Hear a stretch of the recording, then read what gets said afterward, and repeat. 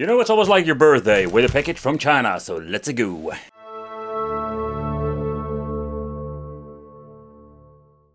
Oh crap. Let's do it. I just want to do nerdy time, so... Ooh, warning. Oh boy, I just wanted to do nerdy talk, but I realized like doing first the unboxing just to show you what you're going to get actually inside. Of course, the system itself with a big sticker that we're going to get.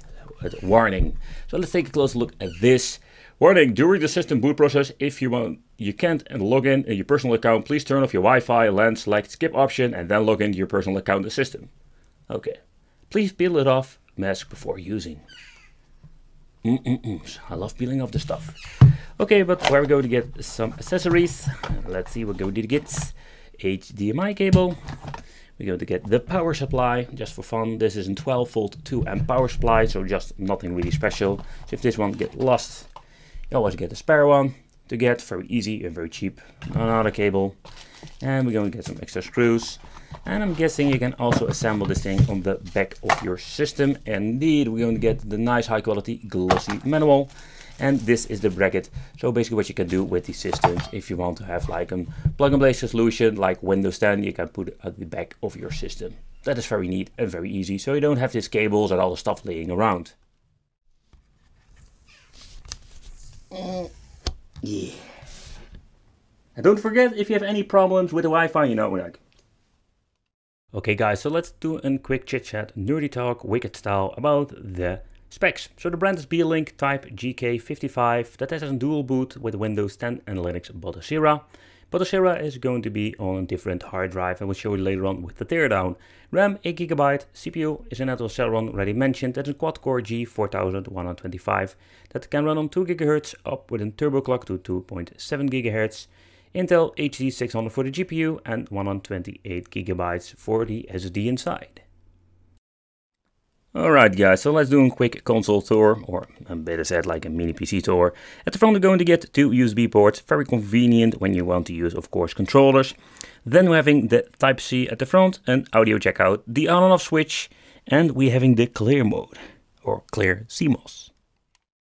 So at the back we're going to get 2 HDMI connections, so if you want to use it like actual Windows PC we can use 2 monitors.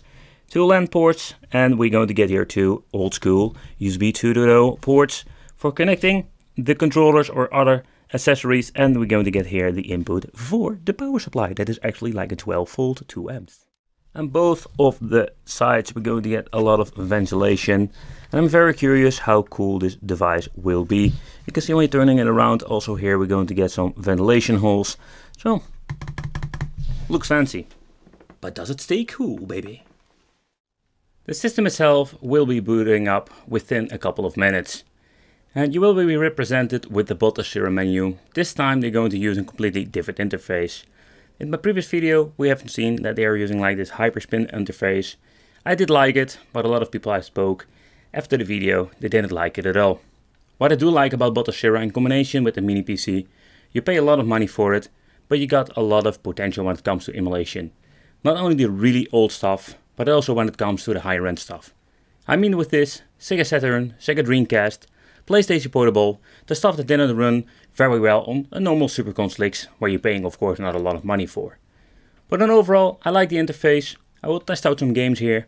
So let's go. Oh, and by the way, don't forget to check out my second channel, The Wicked Brain Fart. Here I'll upload like different videos, more like extended testing, game lists, stuff like that. Okay, so let's continue and let's try some games and let's see how this thing actually runs, because don't forget, this is the light edition. So we're starting off with the N64 Cruise in the USA. The reason why, because this game has a lot of issues with the normal Super Console series. And by the way, I love this game. Oh yeah, here it comes.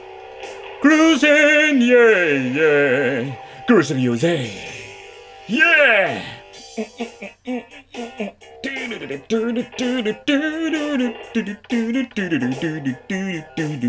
Yeah! Whoa, whoa, whoa, whoa. Yeah, automatic. I'm lazy. Let's use the Ferrari. Let's go. Oh, no idea what. Oh, here it is. All the buttons right here.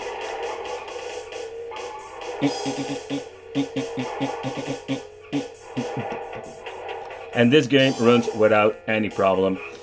Of course, on 64 depends what kind of emulator they are using, but then overall, like with a mini PC, we don't have a lot of issues. It looks fantastic. They are using some special filters. It looks a little bit better than the original, of course. Woo! Checkpoint!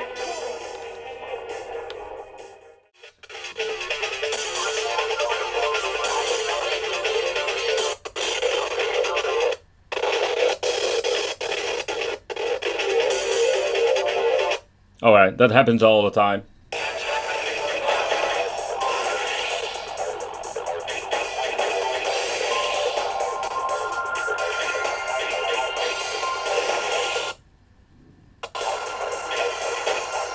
Oh, you can just hear that it's struggling. Well, let's see how the games are running. If it's even playable.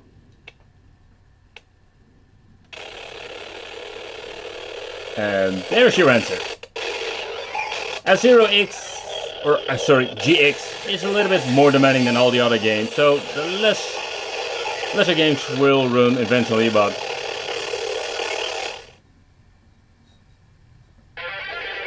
okay, let's see.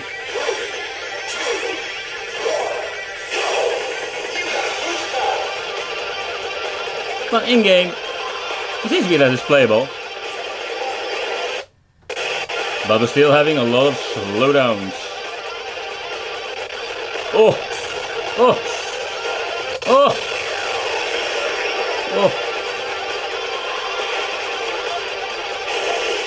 Oh! Oh!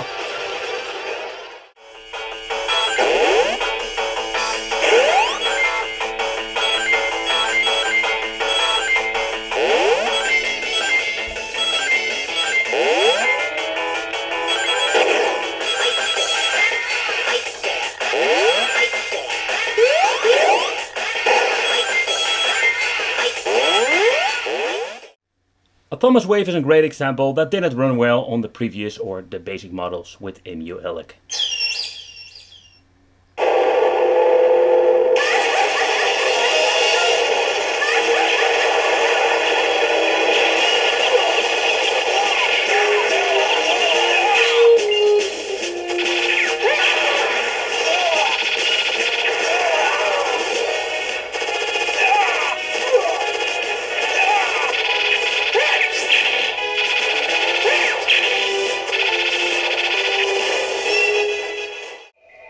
Next up, let's test out some Sega Dreamcast. With the Super Console X, the Android versions, Emulation, I must say that most of these Dreamcast games, some are running decent enough to enjoy. But when you're going to get with my favorite one, Dead Alive 2, oh boy, it was a big problem. And let's see how it runs on the PC editions. Loading times are significantly better than the original. Get ready,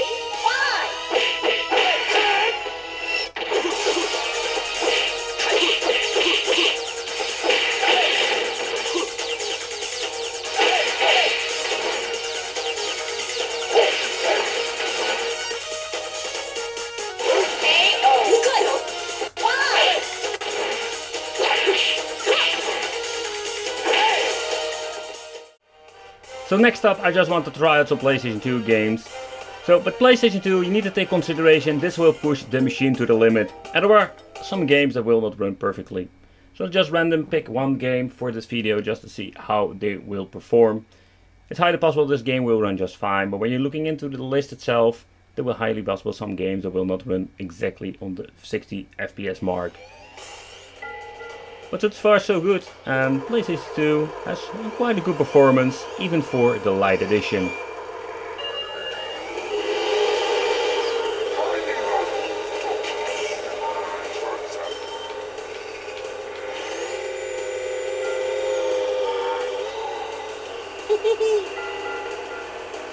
He sounds like Mario. Hehehe, let's go! I dropped the electronic bomb.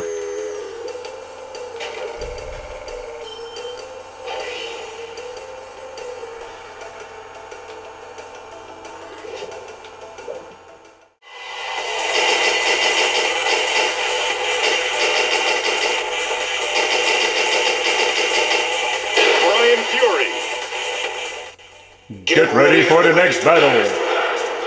Ooh. Round 1. Fight!